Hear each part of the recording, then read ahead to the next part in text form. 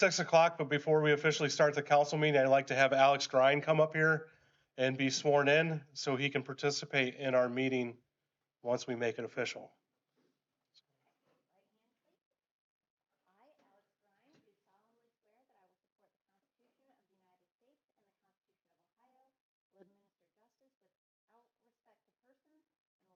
And impartially discharge and perform all the duties incumbent upon me as a member of the Fostoria City Council, according to the best of my ability, so help me God.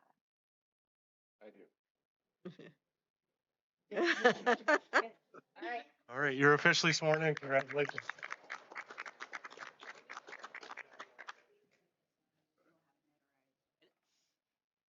You're all set for the agenda. Addition, Brian. I just need his email. But you can do that later. Do you have an email yet? I do. Okay, I'll need to get that when you're done. All right, so it is now after 6 o'clock, so I'd like to officially call the meeting to order. We could all stand for a moment of silence, please.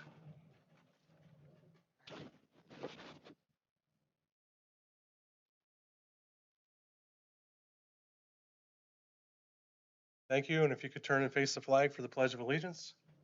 I pledge allegiance to the flag of the United States of America and to the republic for which it stands, one nation, under God, indivisible, with liberty and justice for all. You may be seated. Clerk, would you call the roll of council members? Lehman. Here. Hodak. Here. Cassidy. Here. Baker. Here. Grime. Here. Mendoza. Here. Lake. Here. All right, we're all present. Minutes of the previous council meeting. I'll move to approve. Second. We have a motion by Mendoza, a second by Baker to approve the previous council meeting minutes. Clerk, would you call the roll, please? Lehman. Yes. Hodak. Abstain. Cassidy. Yes. Baker. Yes. Grine. Abstain. Mendoza. Yes. Lake. Yes. All right, that does carry. Communications. I have none, Mr. All right, President. moving into report of the committees, the Finance Committee.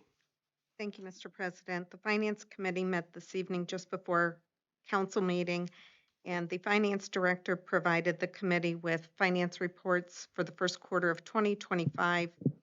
Cash balance reflected $20,677,212. Of that, $10,396,668 consumed by general fund. He made a notation that the general fund unencumbered balance is currently $2.4 million below his original expectation. This is due to modifications that council has acted upon since the original budget was approved. He also noted that both real estate and income tax are on target. He also let the committee know that IT services for the city will no longer, our current IT provider will no longer provide services to the city beginning June 1, and they have begun the process of locating a replacement and support services for applications. IT costs will be higher than they have been, and council should expect a change to appropriations once those costs are determined. The next meeting will be Tuesday, May 20th at 5:30 p.m. in council chambers.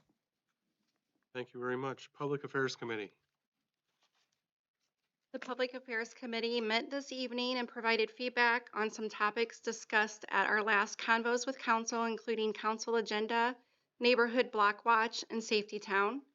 We encourage those interested in learning additional details to view the meeting on the city's YouTube channel.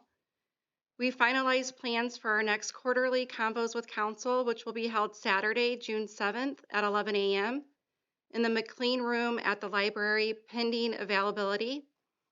The next Public Affairs Committee meeting will be held on Tuesday, June 17th at 5 p.m. here in council chambers. Furthermore, there are several upcoming community events. This Saturday, April 19th, Faith Chapel AME Church will be hosting a raffle bake sale from noon to 2. Also this Saturday, April 19th, a mom and pop tattoo shop will be hosting a flash sale, including a cookie stand and food truck from 11 a.m. to 7 p.m. at 119 West Center Street. On Monday, April 21st at 7:30 p.m., the Fostoria Coin Club will be hosting their monthly meeting at the Learning Center for all interested in participating. On Friday, April 25th at 11 a.m., there will be an Arbor Day celebration at the Parquet. The Tree and Beautification Commission will be working with Creative Concepts Landscaping to replace a damaged spruce tree, and they invite the community to join them to celebrate Arbor Day. Also, next Friday, April 25th at noon, there will be a Veteran and First Responder Resource Fair at the Learning Center. This event will be held until 4 p.m. and is hosted by the Fostoria First Church of the Nazarene. Lunch, door prizes, resource tables, health screenings, and more are provided for immediate family of veterans and first responders.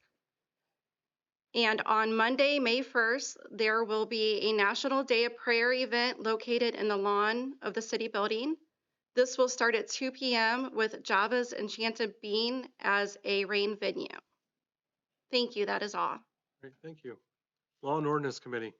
The Law and Ordinance Committee met this evening. We discussed drafting a proposed amendment to Chapter 153 of our codified ordinances concerning Parks and Recreation Board, which will be forthcoming. Renee Vogelsong spoke about panhandling, to which the mayor later addressed, and Deb Tyson inquired about Woodward Avenue becoming one-sided parking. The Law and Ordinance Committee will meet again on Tuesday, May 20th at 5:15 p.m. here in council chambers. Thank you. Thank you very much. Report of officers, Mayor. Thank you, Mr. President. We have signed the documentation with the Energy Aggregation Program with Community Energy Advisors, and they have contracted with Dynergy Energy Services. All customers in the city of Fostoria who are with AEP will be receiving letters from Dynergy. These are opt-out letters. If you want to accept the rate from Dynergy and lock in your rate for 1 year, you do not need to do anything. If you want to opt out, you need to notify Dynergy within the proper timeline using one of the methods listed in the letter. Wood County Plays will be building the inclusive playground this summer. As part of that project, the city will be putting in additional dollars to provide the match required to receive the Ohio EPA grant, and the city will be purchasing the playground equipment because we are part of a purchasing cooperative and will get an 8% savings on the purchase. Thus, we will be coming with legislation at the next council meeting once we get all the details ironed out. Wood County Plays will utilize lots of volunteers to assemble the equipment. The target week for this work is July 23rd. However, there's a long lead time on the equipment, which is the reason that we will be requesting that you suspend the 3-reading rule. Finally, I would like to urge you to vote on issue 2 in the May primary. This is how we fund our water and sewer projects and how the townships and counties fund their road projects. Thank you. Thank you. Director of Public Service and Safety. Thank you, Mr. President. First, I'm excited to announce that our office officially launched the new event permit application platform today. This online system now allows event hosts to conveniently apply for event permit applications through a link listed on our website and social media platforms. Along with the new platform, we've introduced updated criteria that defines 3 different types of events we issue permits for. A $150 refundable deposit will now be required for all special and event parade events. These applications and deposits can be submitted in either through our new online portal or in person in the mayor's office. If anyone has any questions about the updated process or needs help navigating the system, please don't hesitate to reach out to me directly. Secondly, I wanted to give everybody a heads up on the upcoming construction on the city building. Starting this coming Monday, April 21st, construction will begin on the main entrance of the building. This is a part of a project that will improve handicap accessibility at the front of the building. During construction, access to the water office for residents who come in to pay their bill will be affected. To accommodate everyone, we'll be opening the smaller front door on the Main Street side of the building, and clear signage will be posted throughout the building to direct customers to the water office. In the meantime that this construction project is going on, we do strongly encourage residents to take advantage of our online payment system or use the drop box located outside of the police department for added convenience. Thank you. Director of Law. Thank you. I apologize for my tardiness and my technological difficulties, But welcome to Councilman Grine, and that's all I have. Finance Director. Just a couple of follow-ups from the mayor's comments and the safety service director. First, on the entrance to the municipal building, that is being funded through a CDBG grant to make us help us get that ADA compliant. So, and that project is in our budget. So, it's moving as forward as we had planned. In terms of the inclusive playground, the intent when we put the budget together was that the Wood County Plays would be taking care of all of the funding of that and managing of all of that. They're still going to manage. They did raise all of the money for it. A couple of things, though, that aren't in the budget that and why you're going to get legislation in May. To get the 8% discount, we have to issue the purchase order. It's a $750,000 purchase order. $147,000 of it is covered through an EPA grant, and the city will match that $147,000. Because we didn't have the park included in our budget numbers, we're going to ask you to appropriate $750,000 in the Park and Recs Fund for the inclusive playground, understanding that $147,000 of that's going to come through in a grant, and that leaves 750. Roughly our 147 that we're going to fund. The remainder, Wood County Plays will remit dollars to us to be able to pay that purchase order off. And we've been working with Wood County Plays to make sure all of the funding's in place and that everybody understands the direction we're heading. But those will be big numbers that will flow through, and we're going to ask you to suspend a 3 reading rule. It is a good thing. I mean, Wood County Plays and the mayor have been creative on how do we get this equipment more cost effectively using our purchasing co-op. We qualify, they do not. So that's why this is going to run through the city's finances, but understand it's all been properly funded and accounted for, but it is going to be, passed on a suspending the 3 reading rule. So just wanted to give you a little more color around the numbers because they are going to be fairly large numbers when you see them. That 8%'s around 20-some thousand? It's a 40, 36. yeah, almost 40. $36,000. 36, okay. Plus, you don't have to bid it when it's through a purchasing group. You wouldn't have Correct. to We do bid not it. have to bid it because of that. Thank you. We will now move into the public portion of the meeting, and we have someone who has requested time. So Deb Tyson, if you could approach, and please limit your comments to 10 minutes. Deb Tyson. And I just want to thank everyone for all they do. And the one thing I would say is everybody needs to realize they can ask any one of you to talk to you individually. They don't have to just come up here. Because as we can see, it's pretty sparse out here. The other thing is farmers market's coming up, and I hope to see more people utilizing that. And the main thing I came to say was EPA is going to have another public meeting in May, the first Thursday in May at 6 p.m. at Stacy's Place. It's wind waste again, needing an air permit modification. And I'm hoping we have a good turnout for that. That's all I have. Thank you. This time we'll open it up to any other members of the public that wish to address council. We just ask that you state your name for the record and limit your comments to 3 minutes.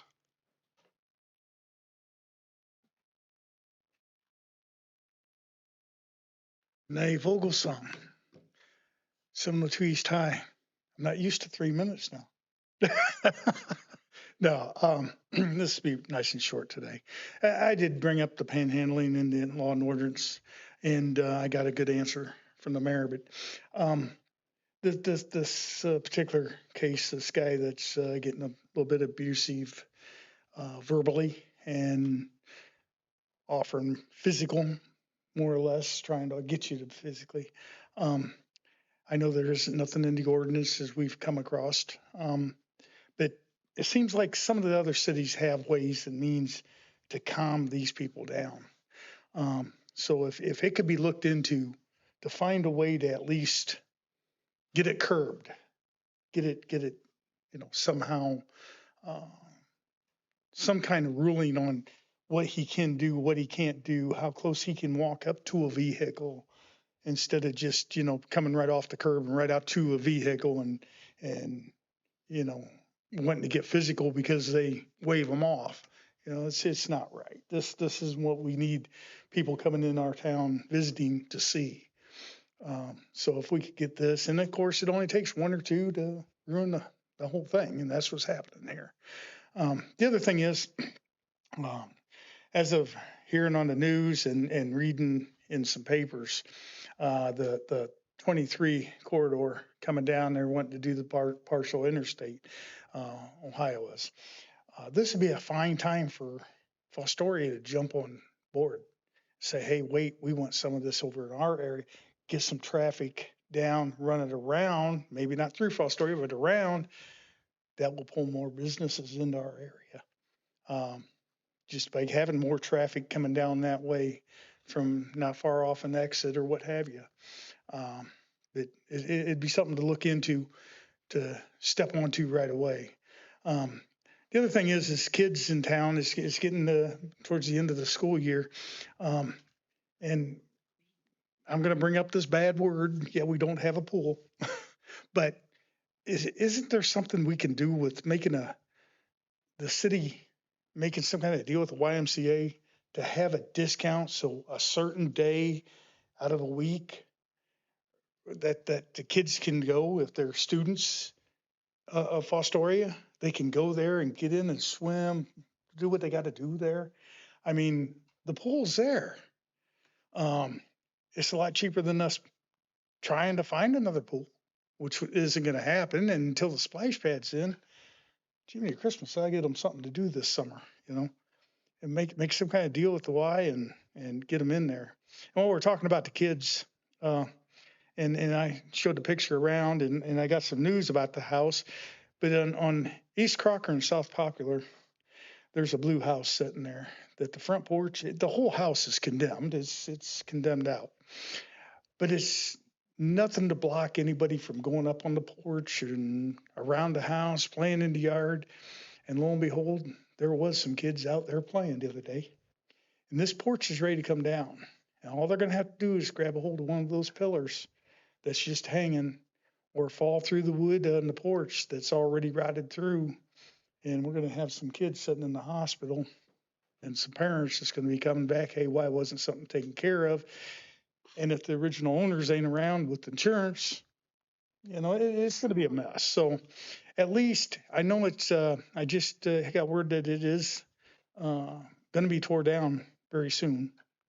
It's within the top 1, 2, or 3 on the list to be tore down.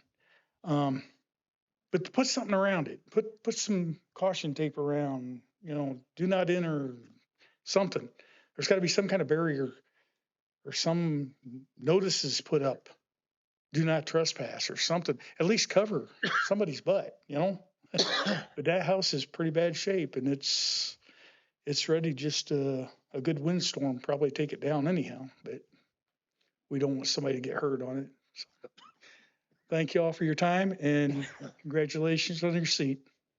Thank you. Any other members of the public wish to address council this evening? None, we'll move into old business.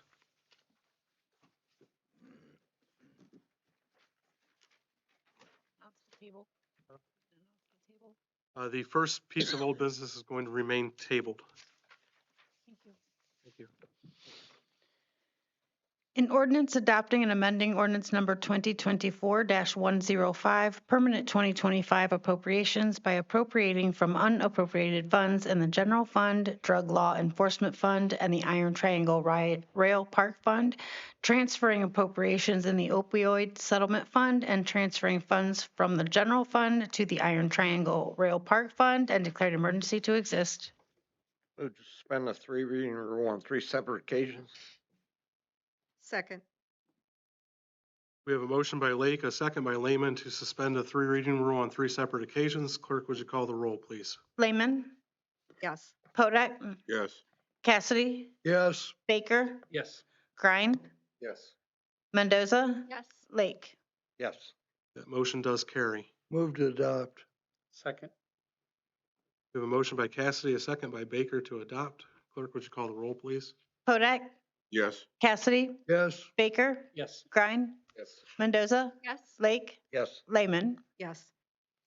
That does carry. It's ordinance number 2025-30. Thank you.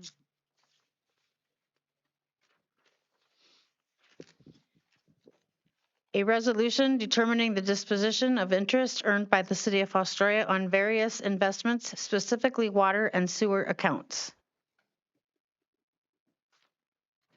That is the second reading of that ordinance. That concludes old business. Moving into new business. An ordinance amending section 1501.01 of the codified ordinances of the city of Fostoria, Ohio, entitled Adoption, relating to the Ohio Fire Code. That is the first reading of that ordinance.